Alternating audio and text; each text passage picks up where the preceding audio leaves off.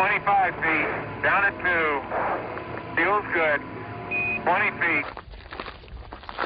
About 20 years ago, I had a great experience. Contact. Stop, push. Engine stop. Okay, Houston, the Challenger has landed. And that was to walk on the moon. That's beautiful.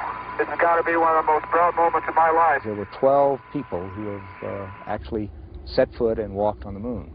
I was the 12th. Okay, Bob, I've got my tools of the trade right here.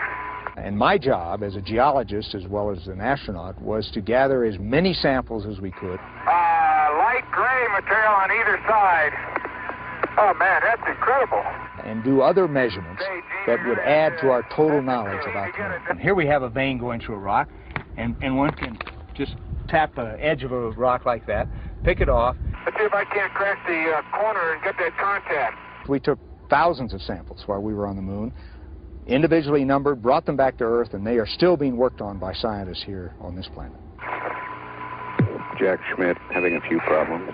The gravity on the moon is 1/6 of that of Earth. That is, if you weigh 60 pounds here on Earth, you'd weigh 10 pounds on the moon. If you can jump 2 feet off the ground here on Earth, you could jump 12 feet off the ground on the moon. For example, here's a boulder I couldn't even hope to lift here on Earth.